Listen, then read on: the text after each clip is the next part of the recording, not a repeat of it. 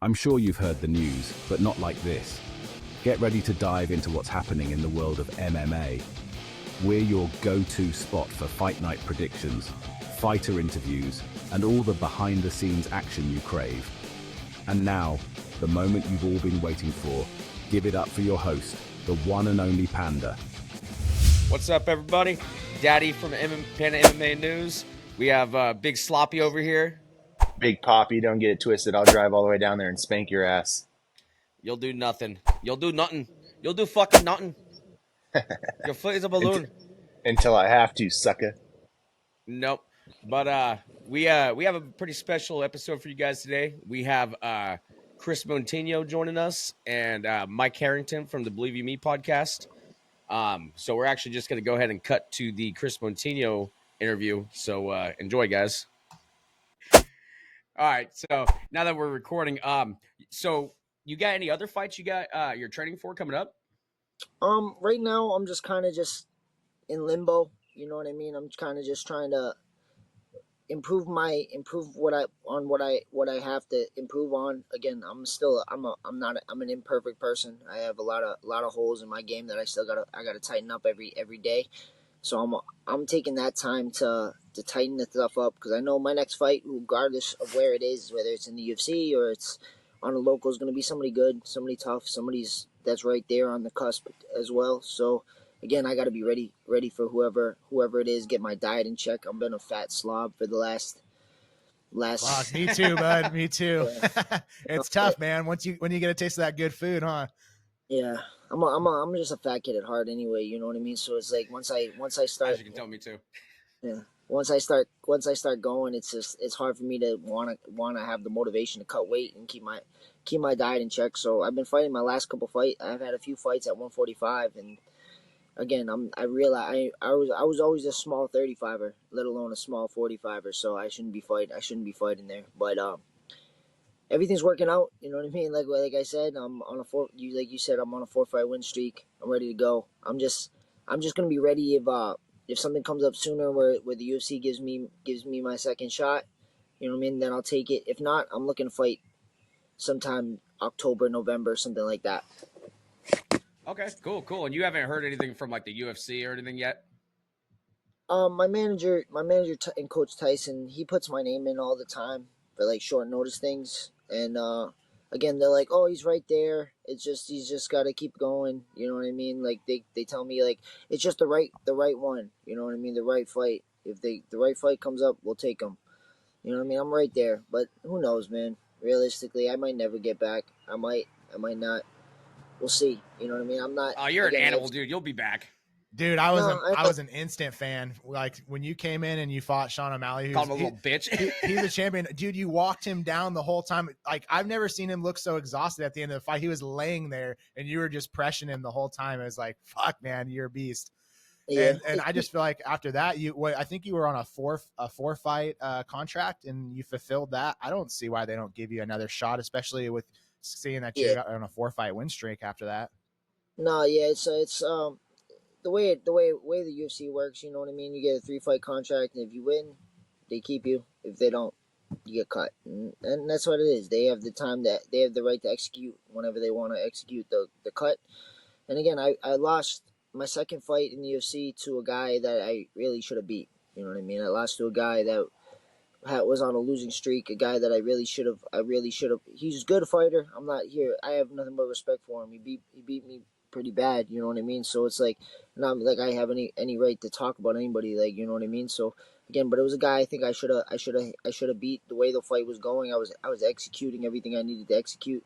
It just, again, there was a lot of shit going on the outside, a lot of pressure on my head. The reason the first fight looked the way it did, and I stood through what I stood through, was because there was no pressure on me. You know what I mean? It was just free. It was just a feeling, and it was just a vibe in itself. You know what I mean? That fight ended up there's a lot of things I should have done differently, a lot of things I should have done better. But again, it's the only reason people talk to me now. You know what I mean? That fight put me where I needed to be to get my name in there, and now my name's forever in there. You know what I mean? They'll all forever have a spot where I have leverage to put something in there. So I'm just happy where I am. I'm happy that God put me in this position. I'm happy that my fight career got back where it needed to be, back on track. I'm fighting tough guys. Again, you can say there's a couple guys with not great records, but they're still tough guys, only fighting tough guys. Like the guys that had shitty records, the two guys that I had that had shitty records, only fought killers. That's how they got that record. You know what I mean? If they fought bums the whole time, they'd have nothing but winning records. So again, I fought some really good guys, and then I fought some guys that were a little less. But I'm just ready to, whoever I fight, put in that work and try to finish them. That's my style, man. I'm not here to get these like lazy, boring ass fights. I want wars. I want finishes, and I'm the guy that you want to see at the end of the day fighting. You know. That's why we were so excited to talk to you, man, because you do bring it every single time you get in that cage. It's like, all right, make sure you got everything you need before that fucking that clock starts, because it's about to go down. Hey, I got a question for you, man. You know, what inspires you to dye the hair every time you get in the cage, and what brand hair dye you using? I don't even know. You know what I mean? I did that a couple fights. I haven't done it in my last like 4. You know what I mean? Like, you know what I mean? It was like a phase where I was just bored. You know what I mean? I did it. My mom's out used to be a hairdresser, and I used to do it like growing up my whole life. You know what I mean? I used to get my hair dyed, and I would go to school with fucking crazy ass hair and all that kind of stuff. And then I got bored during COVID, and it was just like something to do. You know, it was just something to add on. And gave me a little bit of buzz, but again, I went through a bunch after that whole UFC experience, and with with previous relationships and previous things. And again, I needed to find myself again and be myself again. That's why I don't dye my shit no more. I'm me now. I'm the real me. I'm the truest me, the truest version of myself again. And it was finding myself, finding God, and finding people that truly care about me and truly love me, and told me the truth about who I am. You know what I mean? I gotta be me. No more dyeing my hair. It's time to be a fucking 31-year-old man. You know what I mean? I'm not a little kid no more. Can't be dyeing my shit and being this way. So now it's time to just be me, and it's been working. You know what I mean? The true me is just a dog, and I lost that a long time ago. Now I'm trying to find him again. I don't know if you ever lost the dog, dude. What you did to, I don't know. I've never seen anyone make O'Malley look so fucking human, dude. Yeah. You just walking through, eating massive shots, calling him a little bitch the entire time. That was amazing. That's shit just, we do. I was there live. Yeah, that was just being bullied. You know what I mean? Like that whole week I was being bullied, and I was a kid who got bullied. I don't like being bullied. You know what I mean? So that's what that was. That was, again, I could have fought that fight way better and probably done way better. Again, you know what I mean? I could have implemented. I've been a wrestler most of my life. You know what I mean? I could have wrestled a little bit. I'm pretty good on the ground. I'm pretty good at grappling. You know what I mean? I could have made the fight a little bit closer. But again, when you get picked on and they're trying to pick on you, bro, you gotta sometimes grab your nuts and show everybody what's up. Oh yeah, fuck yeah. You want to throw those hands, dude. Yep. Yeah, Didn't work. I did wrestling in high school, and it was always that bully beatdown thing, and it was mayhem, and he would dye that hair. He had the red strip in his hair. Yeah. And I always wanted to do that. My dad wouldn't let me. He wouldn't let me go and get the hair dye for it, though. But so that's why I wanted to ask that question. Yeah. So I got a question for you. Are you throwing your hat into like a Contender Series or Ultimate Fighter type thing? I don't really want to be honest with you. I think I've done enough that I deserve just another shot. Again, and deserve, I don't like to use that word because there's nobody owes you anything in this world. But yeah, I think I've done enough. I think I fought in the UFC. I only, usually guys, even when they lose fights, they get 3. You know what I mean? They get 3 chances. I only got 2. I don't know why. You know what I mean? I fought the first fight was against a guy who ended up being the world champion. Second guy on a pay-per-view. Yeah. Second guy was I took that fight on 10 days notice. Second guy was a guy I probably should have beat, like I said, but again, I still deserved. I think I was owed another shot to even up what I think that first fight shouldn't even count in itself. But either way, you know what I mean. I don't think I have to go through the Contender Series. That's where guys are coming up, and I think I've already put my name in enough things. And I tried the Ultimate Fighter thing, and then I got fucked. Like I was there for like 2 weeks. they told me I was going to be on the show, and then the day of filming, they told me I was an alternate. So again, I'm good. I'm good. I have a job. I have things I got to do. I have to take care of myself. I have to train. It's like I don't have time to just be throwing my whole life away for a shot that might not come through. You know what I mean? Give me one or don't give me one. And if you're gonna just tell me the truth. If you don't want me, you don't want me. That's what it is. I'll go do something else, man. I'm at a point in my life where I have other things that I value more. You know what I mean? I still love fighting. I still want to be a professional fighter. I still want to go to the UFC. I still want to do this but I have other things I value more. I want to have a family in the next few years. I want to have kids. I want to do these things that are much more important and much more meaningful, and much more that bring much more joy to my life. You know what I mean? I have a beautiful girlfriend. I have a beautiful family, and again, I don't want to throw everything else on the side to just maybe get a shot. You know what I mean? If you're gonna give it to me, give it to me. If you're not, tell me to fuck off, and I'll go do something else. Yeah, you're blessed, and you already made it, man. I mean, in the UFC rankings, who would you like to get a shot at? There's a few guys. You know what I mean? I would like to fight them all. I'm in the best weight class in the world. I think 135 is by far the deepest weight class throughout all of MMA. You got guys like Patchy Mix. You guys got guys outside the UFC like Juan Archuleta and these guys that are all fucking animals. And again, even in the UFC, like there's guys that have talked shit about me that don't even know me. You know what I mean? Don't even know who I am. You know what I mean? There's plenty of guys I want to fight, but I want to make money to do it. There's guys that were in the UFC that were in the UFC that are out of the UFC now. That everybody's like, you got to fight this guy. You got to fight this guy. I make fucking $2,000 to fight. You want me to fight a UFC level fighter for fucking $3 basically? By the end of it, like I pay my managers, I pay my coaches and shit. I make $1 at the end of the day to fight some fucking monster, whether I win or lose. You know what I mean? So it's like I want to be in the UFC and I want to fight these guys, but I want to get paid. I want to get paid what I think I deserve. So again, I'd like to fight guys like Cheeto Vera, guys that I know we're gonna fucking stand there and we're gonna swing and we're gonna fucking it's gonna be That'd a be fucking sick. fun fight. Yeah, I want to fight guys like that I know they're gonna be fights that aren't gonna lay and hug my crotch for fucking 20 minutes and I'm gonna have to just wrestle every fucking. I want guys that really want to come in and really want to fight. I want guys like that. You know what I mean? I want guys like that kid that won that Talbot to whatever that kid. Talbot, yeah, Peyton. That would be a fun fight. That would be a crazy fight, dude. Yeah, he's a beast. I might get my ass kicked, but that's I don't give a fuck about that. I got into the sport.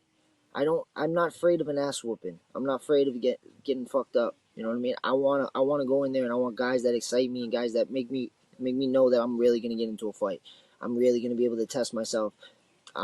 That's what I got into the sport to do. When I was a young ass kid and I was full of piss and vinegar, you know what I mean? I was just like, who's the toughest guy I can fight to see who I am, you know, and see who I truly am, and I truly am the guy that I think I am in my head. You know what I mean? That's where I am right now. You know what I mean? I want those guys, but I don't want to do it for fucking 2 cents. You know what I mean? I want to I'm going to end up in a fucking hospital with stitches in my head. I want to actually make some fucking money to do it. You know what I mean?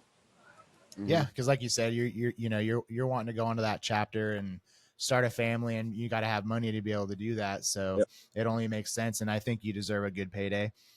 Hey, are you camping right now? Are you in a tent? I am in. I told you I'm up in Vermont right now at my family's cottage. We got like 20 people up here right now, so it's like the cottage is actually full, and so me and my girl and her little brother in the tent. Okay, that's killer. What do you? I mean, we know what you do on the mat, but what are you doing off the mat, man? Are you a fisherman, or what are you doing with your spare time? Not much, bro. I really don't do much. I don't. Growing up, I didn't really fish, so like now it's just I don't like touching the fucking fish, so I don't really fish. I kind of just yeah, I don't like doing it. So up here, it's just like I just kind of just chill. You know what I mean? We kind of just chill, hang out. We're right on the lake, so we just go swimming. My mom and dad have jet skis and stuff, so it's just kind of just like a chill spot, man. I've been coming up. My family, my great grandfather bought this place over 100 years ago, and we've just had it in our family forever. You know what I mean? So it's just kind of just a spot I've always come, and and just chill out. Cool. Well, hey, Kris, I think we've taken up enough of your time. I just kind of want to end this on this question. And this isn't going to come out till Monday around 5 p.m. So by then we'll actually know who was all correct between the three of us. But are you watching the Masvidal-Diaz fight today? I am not. I don't watch fights anymore, to be honest with you. I think Masvidal is going to win that one, but I don't really watch fights no more. You know what I mean? Fights don't excite me as much as they used to. I'm a more of a fucking. I'm actually like fucking nerd, dude. Like I like fucking cartoons and I like fucking. Dragon Ball? Dragon Ball and shit. Like I like cartoons. Yeah. I even like corny ass. I like love movies and shit, like rom-coms and shit. So I just watch movies, man. I'm not really into fucking fights and shit no more when I'm watching TV. So, but I think the same way it was when they fought. I think they fought MMA before. I'm pretty sure. Yeah, but, they did. Yeah, yeah. Nate kind of got his ass beat the first round. Yeah, I think it's even on the feet in there. I thought Masvidal beat his ass pretty decisively. And Masvidal really only boxes. I don't think it's going to be any different in a boxing ring. I think Masvidal is just a little too much explosive. Hey, we're from the 209. We got Masvidal too.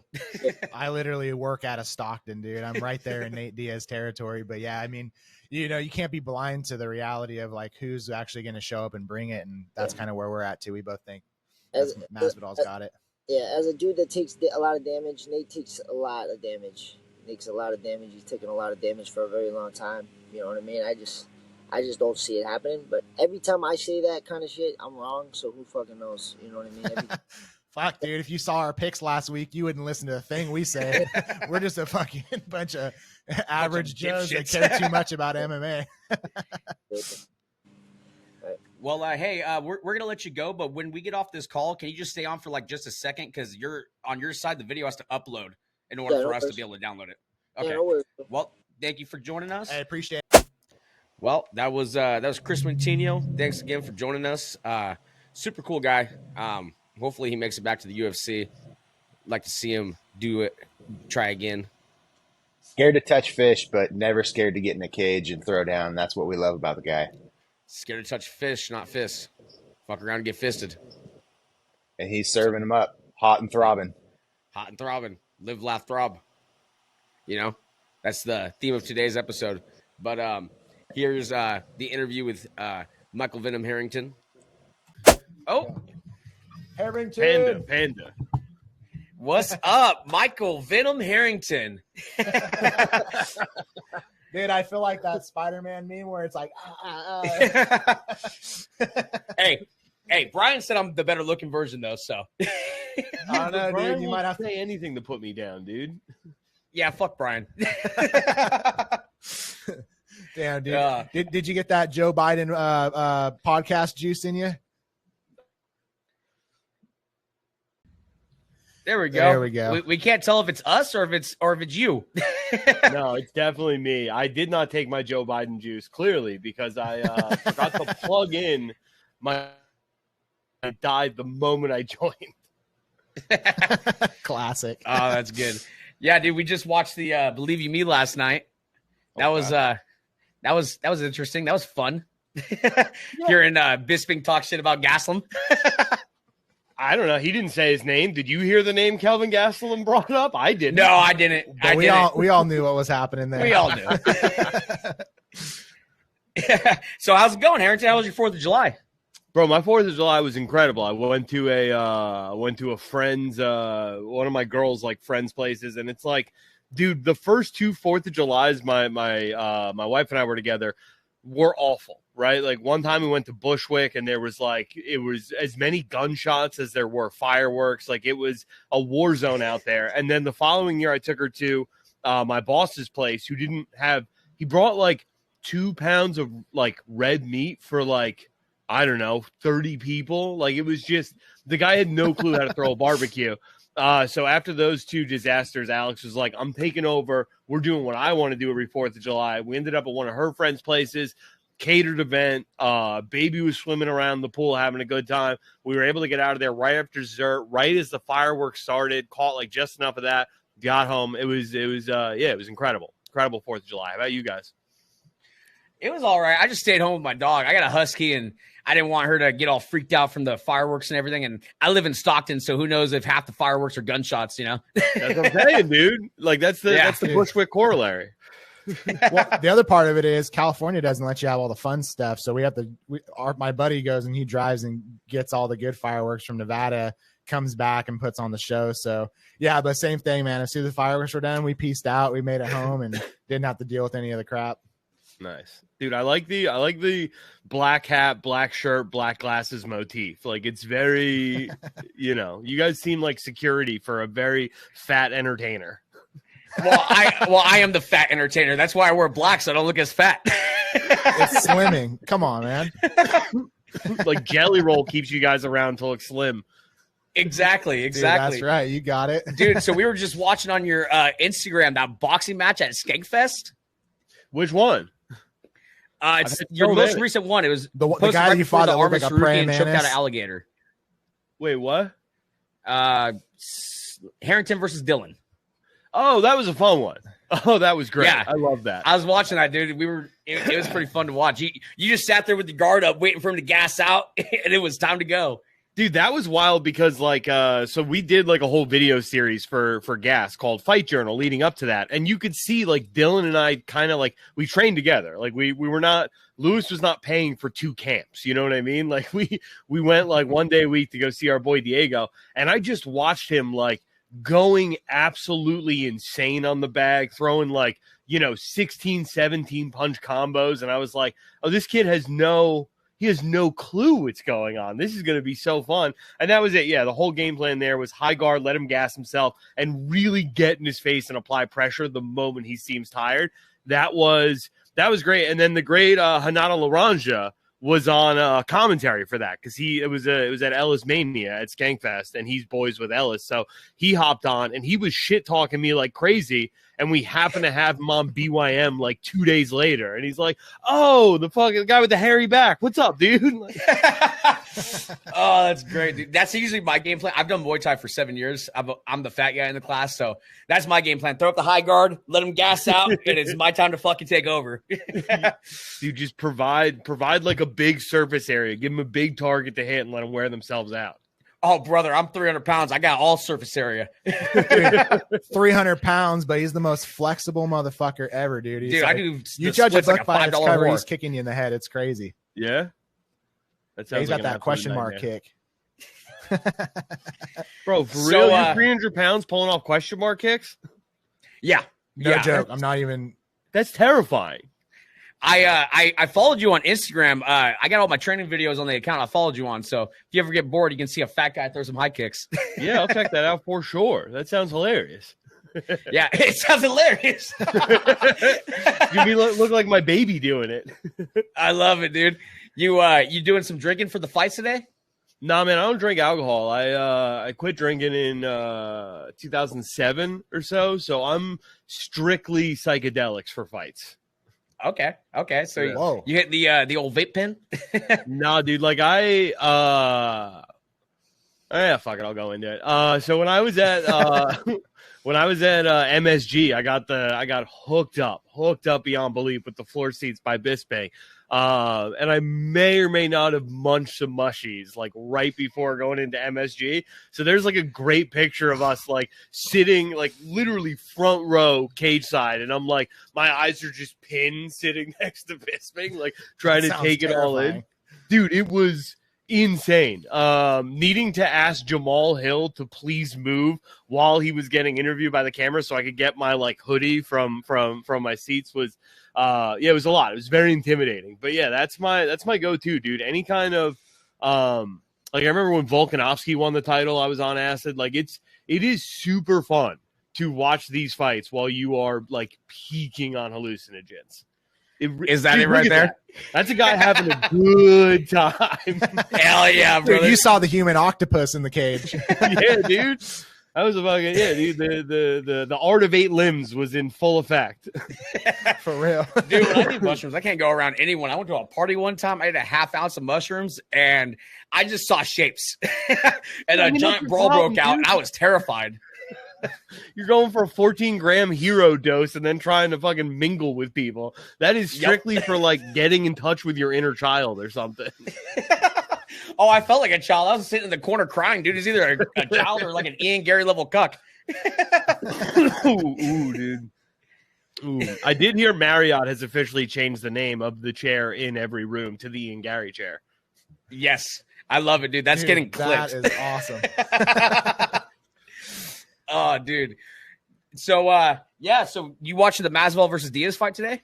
Dude, honestly, I wasn't going to. And then Bisping was telling me, like, he did an interview with Masvidal, and it's like, I don't know, man. I don't know how you can get hyped for a Nate Diaz fight after watching that Jake Paul debacle, right? Like, not only did he lose, not only did he get dropped, was it embarrassing? Were there very few good moments for Nate Diaz or MMA as a whole during that fight?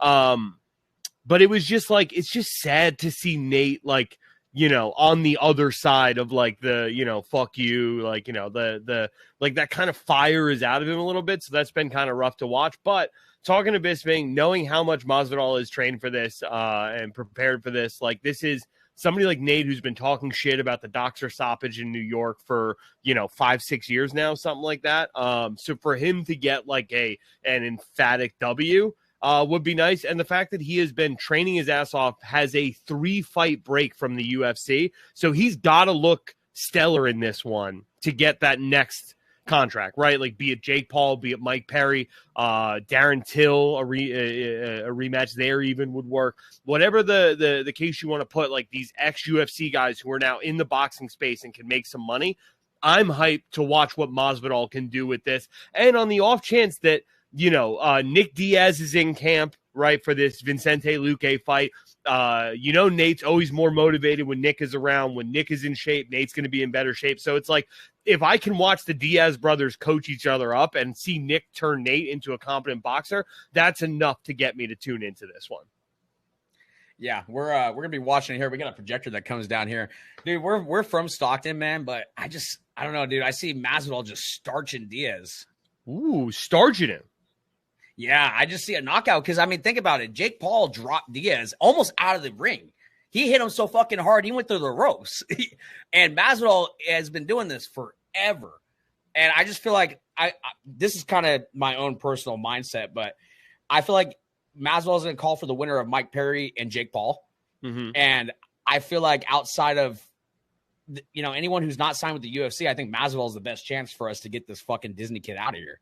You know, outside of Mike Perry. Hopefully Mike Perry does. Hey, Mike Perry's getting it done, dude. I don't know about what I pray to God, dude. I pray to God.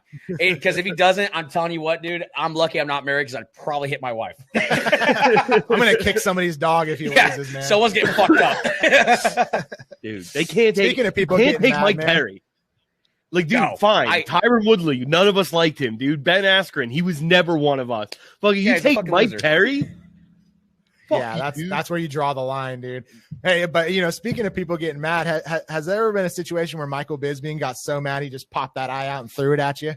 Never like popped the eye out and threw it at me, no. But I did. There was a time we took like a BYM trip out to LA, and I had watched like the day before Lewis and Bisping spar, and it was like, oh no, dude, like there is, when they say there's levels to this game, like you can see like what an actual world champion mixed martial artist looks like in action up close against someone who doesn't have that level of training. It's the most terrified I've ever been of any like living being on two legs, right? Like Bisping, when he's actually going for it, is still one of the scariest dudes on the planet. And then the next day I put something in the notes to piss him off, and he lost it on me, like in his kitchen, was like fucking getting in my face. And I was like, yo, I've never felt smaller. Like legit, he is very, very scary when he wants to be. I could only imagine, dude. He won a championship with one eye, man. I mean, fuck, that takes an animal. Dude, but absolute monster. That's kind of how I figured that would go, man. I think he's that guy's 70. When he's 70 years old, I still wouldn't pick a fight with him. Yo, somebody sent Somebody sent that question to BYM the other day. It was like a 4-year-old kid or something like that, like practicing his leg kicks. And he was the guy, the father was asking the question. He's like, how many years before he's in his prime and you guys are over the hill before this kid could kick your ass? And Anthony and Bisping both said, dog, we'll leave the nursing home to beat the fuck out of your son. I saw that. Yeah, dude, we actually kind of designed our podcast a little bit off your guys' show. The BYM is my favorite podcast, so I've been watching you guys for years, and I just always wanted to do it. And that, I don't know if you saw any of our thumbnails, but literally, like, it looks like we almost ripped your shit off. I saw a little bit of that, but imitation is the sincerest form of flattery. The way it's flattery. I give 100% credit to you guys. I took a lot of shit from this podcast based off of you guys. Bro, I'm telling you, the more of that out there, though, the more it looks like we are setting design trends in this space versus Ariel or fucking whatever, like DC and Chael are doing. Like the better it looks for me. So please, the more copycats, the better. Let's just take over this space. Oh, I'm gonna create a new fuck you, fucking Daddy Sloppy over here. It's Big Poppy, bitch. Fucking yeah, dude. Whenever we hop off this call, I'm gonna need to get a PO box or something from you because we designed a custom shirt for you. You're gonna love it, dude. I can't tell you anything about it till you get it. I love it. I hope it's at least double XL because my girl will not let me put on the XLs anymot. Well, what do you mean at least? Do you want a triple? Because I can sit any size. No, dude, I can sit a 6X if you want a 10. Bro, I'm not trying to get any fatter than I am right now. The weight needs to start going down. It's becoming a problem. I need to take a fight. That's what it is, dude. Like as soon as I was like, I got up to like 270 last year. I took a fight, got down to 225 in 3 months. Like it's one of those things where, dude, like I can really cut the weight as long as it's like, I'm going to need to show up, get on a scale, and then fucking enter a ring against someone. Like anything less than that, like, being able to dance with my daughter at her wedding, fuck out of here, right? Like, see her graduation, nah. Fight another man? Yes, dude. Let's get in the gym. Let's get this road work. Priorities, dude. We'll be in for that graduation, dude, but I'm walking on that ring. Hell yeah. Yeah, dude. It's funny that your motivation is a fight because I've lost probably like 60 pounds in 2 months, but my motivation was the punani. Okay. Yeah, I ended up moving this crazy deranged bitch in with me from Vegas, and that ruined my life. But now we're here. And so wait. So you move her in, and she's like, she changed your diet and everything, started fucking changing around with a knife, so you had to get cardio in. Well, then changing around with a knife is close, but no, it was she came out and told me she was on Tinder, like I was gonna be okay with that. I'm like, wait. What the fuck? And she I'm lived paying all with your you. Bills? Yeah. He's like, wait a minute. Do I look like my name's Ian? Yeah. Dude, don't get me wrong. I need a nutritionist, but I don't need one in that way. Right. Oh shit. Yeah, we'll get factor meals before that. Yeah, dude. This the podcast is about to change its name to PandaMMANews. Dude, I mean, the majority of our podcast is actually us talking shit about Ian Gary. Bro, it's so fun. It's the most fun in broadcasting right now. Is shitting on Ian Gary. Because he's delusional, dude. You call yourself the future, and then you go in and have these lackluster fights. Like, who the fuck are you? They're not trying to say he's faster. They're not lackluster, dude. They're calculated. And that's that's so much worse than lackluster, dude. Because it's like... Straight up, like if you're Brian Barberina, right, and you have lackluster fights, but you're always a threat to end it with your power, or get a takedown and get some ground and pound, find an insane submission against somebody like Sage Northcutt. That's a lackluster fighter who's gonna bring entertaining, fun fights. Ian Gary is fucking John Fitch, dude. That's who he is. He's just gonna he's gonna fucking stand just outside of range of Neil Magny and fucking pepper 1-2s to point fight a guy. He's gonna fucking jump on MVP's back and not threaten a submission at all in the third round, but hang there and ride it out. It's like, dude, everything about you is just like, you're his back dry. Bro, you're the guy who plays fucking Mortal Kombat and just keeps spamming low kicks at people. Like, you suck, dude. No one fucking likes you. I hate it. Oh, I love it, dude. I'm right there with you, man. And it's funny you mentioned John Finch because he got his black belt from our old jiu-jitsu coach. Oh shit! Our old jiu-jitsu coach is It's Dave Camarillo. He trains Mark Zuckerberg, and he's trained a lot of big names. He used to be the jiu-jitsu coach at AKA. Oh, okay. Yeah, it's a Guerrilla Jiu-Jitsu. They got pretty big for a minute, but we don't train there no more. So yeah, fuck John Finch, I guess. Fuck yeah. Dude, I have no beef with John Fitch. I think John Fitch should have gotten a title shot. I think John Fitch should have gotten paid because he put together such an impressive resume of wins, just like Ian Gary has. But it's like there's something as a fan that I look at it and it's like this is not what Art Jimerson was like looking at when he put together the Ultimate Fighting Championship. You know what I mean? Like it goes. Well, he's definitely not going to sell pay-per-views. Never, dude. Like no one's paying to see Ian Gary fight. And on top of that, it's like Ireland doesn't fuck with the guy. He doesn't do Irish media. He doesn't give any love to the people over the pond who fucking, created this career for him. So it's like, there's just nothing there. There's nothing to grab. He's got a on. better shot of putting a camera in the corner of his bedroom. And I was about to say, their cameraman's a cuck, so why would they want anything to do with him? Man, it's tough. But it's like, all right, he's now 8-0 in the UFC. He called out Colby Covington. He retracted that at the press conference and called for Shavkat. But I think we all know, give it a week or two, and he's going to start the fucking I want to fight Colby Covington train again. Colby, on the other hand, is like, well, this is a guy who I know is not going to kick my ass. If I lose, it's going to be a fucking very boring, very Colby-friendly fight, let's say. I don't know. Like, it feels like eventually those two are going to have to fight. And it's like, okay, now we're 9 fights into your UFC career, and we have no idea if you're any good. Yeah. Honestly, I hope Colby doesn't take that fight because I'd love to see an Usman trilogy. Colby Usman doesn't have nothing going on. Yeah. I mean, I heard that Usman might be signing to fight Rakhmonov, but I just feel like that's a good fight for.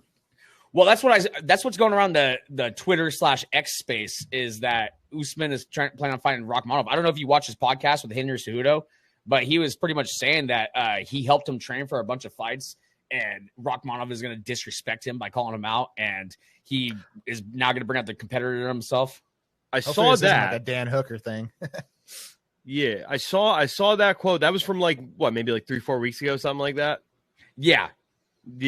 I mean, he I don't remember him saying actually in that he's like, what am I hiding under a rock or something? But I don't remember him actually saying yeah, I want to fight this guy now. He was just like, you're fucking pissing me off with this. Like, you better knock it off and show some damn respect. But it's like, yeah, why would Kamaru put the number 1 spot on the line against somebody like Shavkat when he for sure could go and beat like a Colby Covington or an Ian Gary or even like an MVP? Waterboy.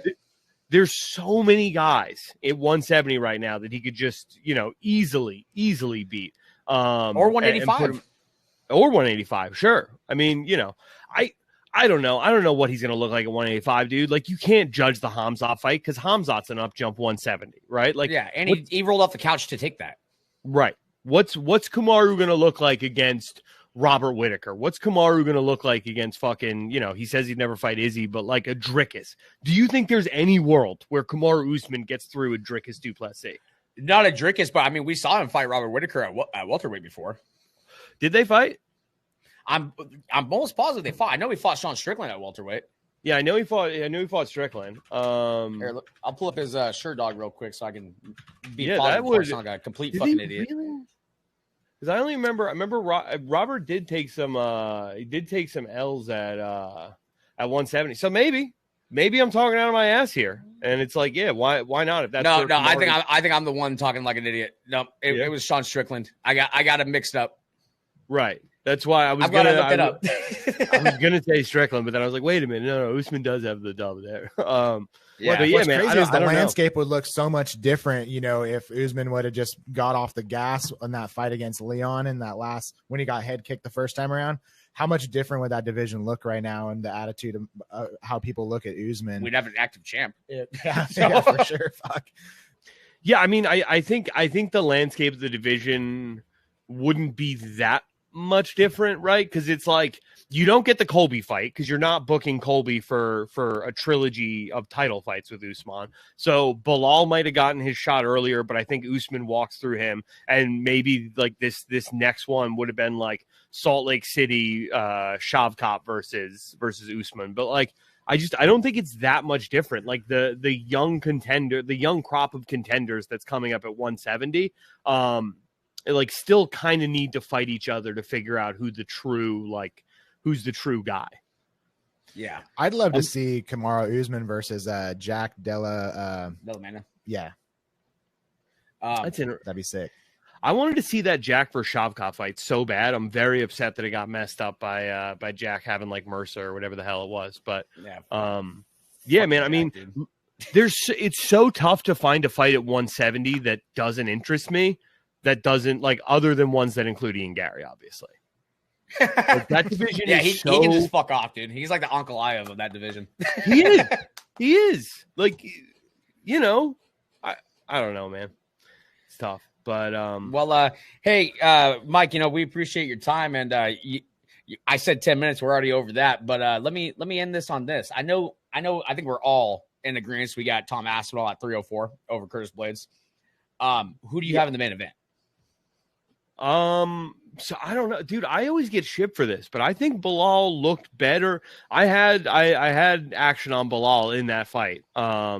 And I don't know, maybe that was just my, like, you know, gamblers, like a mentality favoring Bilal a little bit, but there was some stuff I saw in Bilal that I liked, that I thought coming into that second round, he was going to be able to turn the gas up and cause some problems. I mean, I don't know, dude. Like, I didn't think Bilal was going to get through Gilbert Burns. I didn't think I thought Bilal was going to have problems with Sean Brady. He made that look super easy. And it's like, I don't know, man, the last time he had a full camp and actually got to like work his hands, he starched a guy in Sean Brady who, you know, at least everybody here on the East Coast is pretty damn high on that dude. So, I mean, I don't know, man. I don't think it's a walk in the park for either man, but I think that, you know, if Bilal can get his wrestling game going early, that can present some problems, and I see the path to victory there. So, yeah, I kind of like Bilal in this fight.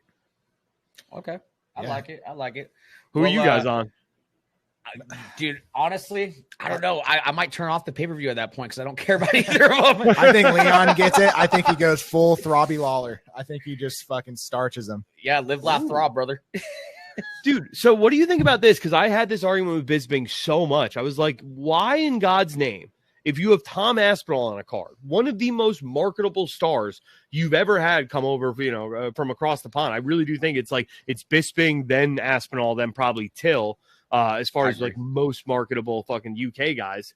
Why would you put Leon at the top of the bill? Like, I get that he's undisputed and this is an interim belt, but like, this belt's being defended. So in my mind, whatever belt fucking John Jones has is the legacy belt, right? Like, the actual heavyweight title is is up for grabs in Manchester at UFC 304. I don't know how you don't put him at the top of the card over this Leon Edwards fight. Dude, Leon Edwards could be at the prelims for all I care. Like, I'm not gonna lie, dude. Like that, I love the welterweight division, but him being champion just uninterests me so much, man. Like, he's just boring. Like, don't get me wrong, with the Colby fight, it takes two to tango, but fuck, dude, the guy's sitting there just looking at you. You know, like he's watching from the corner like an Ian Gary. You're not doing shit about it. Like, he just insulted your father. Like, come on, man, get in there and make him pay. Yeah, and then you add to that the Nate Diaz damn near starching him, you know, getting. And I was there for that fight too.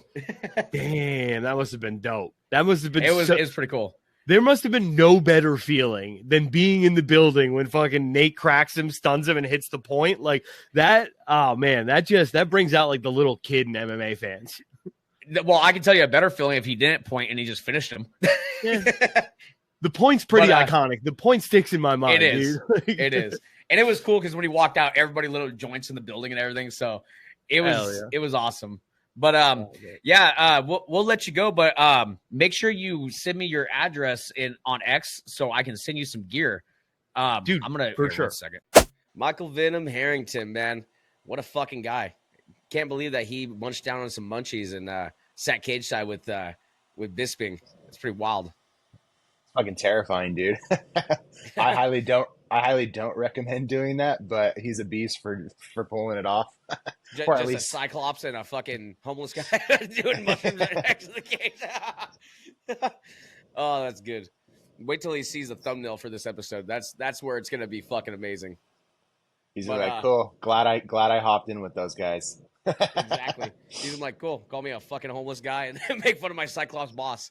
But hey, we send him some dope ass merch, so he's gonna be Oh, happy dude. in the end. Dude, I'm throbbing at the bit for him to see that merch. I'm Yeah. literally like I'm like an uncle at like at his niece's fucking birthday party, dude. I'm just in the corner throbbing. Yeah. The feeling is mutual. Oh, we're getting canceled. I don't give a fuck though. Yeah, so that fight last night, it was pretty good. Nate Diaz versus Jorge Masvidal. Not gonna lie, as you guys heard, I predicted. We both kind of predicted that Masvidal was gonna starch Diaz. I don't think anyone's seen Diaz come on that hot in the first couple rounds. He came out fucking swinging, dude. Yeah, we got it wrong. Harrington got it wrong. Moutinho got it wrong. Everybody I talked to got it wrong. Hopped on with my uncle and talked about the fight earlier. He got it wrong. He put 1,000 on it, so that's a big. Oh God! Yeah, so he lost $1,000. Yeah, dude, that's how sure we all were that he'd get it done. But Dude, hats off to Nate Diaz. In my opinion, he won. Like I don't know. The way I was keeping score, yeah, Nate Diaz won the couple early rounds, but all the power shots were landed by Masvidal. Diaz was just coming in with punches and bunches, and none of them were really hurting Masvidal really too bad. But Masvidal, dude, like he landed a few like tricky fucking right hands, dude. Like it was weird. He like stutter stepped to the left and threw the right hand right as he stutter stepped. Yeah, dude, I saw that. And it's funny you should say that because that was my exact feeling going into it. I even towards like as they were sitting there waiting to hear the results, I thought Masvidal won. Why? Because I asked myself, who would I have rather been at the end of that fight? Well, I would have still rather been Masvidal because he was the one dropping the bombs where Nate was being more of a point fighter. He would pop, pop, pop, like he said, punches and bunches. And, he's not knocking out a toddler with that amount of power that he's putting in those punches. There is no power. There's negative power in those punches. He was literally just racking up the points. And, hats off to him for pulling it off because, he swayed the judges with all that volume. It was California, though. I mean, I feel like the arena would have erupted if they gave that to Jorge. They should have done it in a mutual ground area like Texas or something. That's true. What did you think about his call out? He calls out Jake for a rematch. He calls out Leon Edwards. Says he's going to be a champion in the UFC. Dude, you beat a washed up Masvidal. You're not becoming Yeah. Like, you were lucky you landed that one fucking hit on Leon Edwards where he got rocked, and you didn't have the murderous instinct to capitalize on that while he was fucking wobbling. Instead, you wanted to sit there and point at him. What happened at the end there? My connection was a little weird, but it looked like there was like a scuffle or something that was starting to come on at the end of the fight. Oh, I didn't see it. I turned it off as soon as they announced the winner. Okay, it looked like something had happened. Like Nate must have said something is kind of what it looked like, and then Jorge got all riled up and he started coming at him like, Huh. I'm gonna have to watch that back because I thought maybe you would have caught that. My connection was so funky, I wasn't able to really piece it together. Yeah. The rest of the card though, it was mediocre at best. Chris Avila, the guy that fought Anthony Pettis, dude, he is like a smaller, weaker Jake Paul. He fights all these old guys that are coming out of the UFC, and he just doesn't have the power to actually. Like, Jake Paul's at least knocking out these fucking washed out MMA fighters, and that's no disrespect to the MMA fighters except for Ben Askren and Tyron Woodley. All disrespect to them. But, Jake Paul's actually starching motherfuckers, where Chris Avila, he's just kind of playing patty cake throughout the fucking fight. Yeah, that fight wasn't too entertaining. There was two fights though that were on the main card that did impress me. There's the 18-year-old Moten that's backed up by what's his name, Mayweather. Yeah, he got a KO win. Which that was the part that I didn't understand. The guy was still on his feet and he was coherent and when they called it. So I don't understand how you call that a KO. But the kid came out fucking swinging and he looked like a stud. And I think he's actually going to be a presence in the boxing. Not that I care because boxing puts me to sleep, but you know, a presence in boxing, just like I'm a presence in a parking garage while a woman's unloading her groceries into her trunk. they I'm did top say dog in that parking garage. they did say, however, that kid did wrestling in high school and football. So maybe he gets bored of boxing and makes money at some point and he transitions into something like UFC. That would be pretty cool. He's young Maybe he enough becomes where a man. yeah, maybe he becomes a man, gets in the octagon and practices some of that wrestling and puts that boxing on a UFC platform. Yep. And then you also had Ryan Garcia's brother, which I didn't watch the fight, but from what I heard, it wasn't impressive. Ryan Garcia's brother came in overweight. So first of all, he missed weight, and then second of all, So just like his brother? yeah, exactly like his brother. Which I don't know if that had anything to play into with all the allegations and stuff going on with his brother, if that kind of distracted him from his camp. But Did it just say fuck the boxing commission? it could have been a big fuck you. But really, it ultimately resulted in him having not the best performance. They're both young too. They're 23. You know, they got a lot of fighting career left in them. But Vargas, he put it on him and kept putting it on him, and ultimately he got the victory. So that was actually kind of cool to watch, just because it was two boxing families involved. Well, you know what they say. I'd rather have it put on me than put it in me. Hey, I could throb to that. Throb out, brother. Throb out. But yeah, I mean, we have a UFC card coming up this weekend. We're not going to talk about it now. We're going to save that for the Tuesday, or well, for you guys, Thursday show. We record on Tuesday. But we are trying to get Nate Manis on next Saturday. We connected with him technically yesterday now, but we connected with him. He got on, but he had some major internet issues. Everything was coming across about 45 seconds late until he finally just ultimately disconnected. So shout out to Spectrum for such a spotless internet connection. Spectrum, you guys should keep it up. If you guys already don't have Spectrum, I would get it. Spectrum is really good if, like, I don't know, you're on a video call with loved ones and you're just tired of talking to them. You know, you can just hang up and blame it on Spectrum because everybody expects it. Yeah. You know? I think you said it. You said it best, dude. I don't even have to put the cherry on top. You already did. I already did. I set the table. Yeah, I just put out the forks and spoons so people could eat my ass later. I was gonna say, what's the spoon for? Someone eating ass? Someone munching? Somebody got hungry. A little munch down, crunch down. Yeah. We can go over a couple current events here. Let me bring up MMA fighting. Let's see. So, well, you know what? Actually, I found interesting too, and I wouldn't have been mad at this decision. One of the judges actually had Diaz Masvidal as a tie or a draw, and I wouldn't have been mad at that. Yep.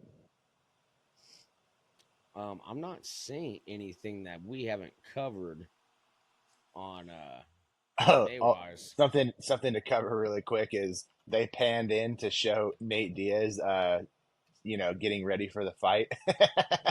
He looks so fucking bad, dude. I was like, oh my god, it's a wrap, dude. He's gonna get in the cage and get fucking punked. And then he came out and did what he did. I was like beyond shocked. It was almost like he played us. Well, dude, I mean, Jorge kind of did the same thing in a sense, because dude, every time they pan back, he was like doing these little fucking like pillow pigeon fucking jabs, dude. It looked like he's fighting for food crumbs on the floor. But here we go. Here's something we can actually bring up. So we're going to let me share my screen. So Darren Till, we talked about this yesterday, but we didn't talk about it on the podcast. Yeah. Darren Till had a boxing match yesterday, I believe in Dubai. Yep. And so this is right after the fight. Apparently, when they were clinched, supposedly Darren Till was throwing behind the head punches, and that resulted in kind of a brawl. So let's go ahead and watch that.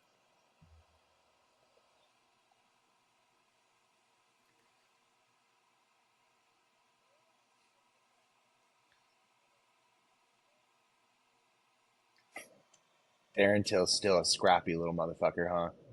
Yeah, he is. Let me at him. Let me at him. Hey, he's still got the weakness of the single leg though.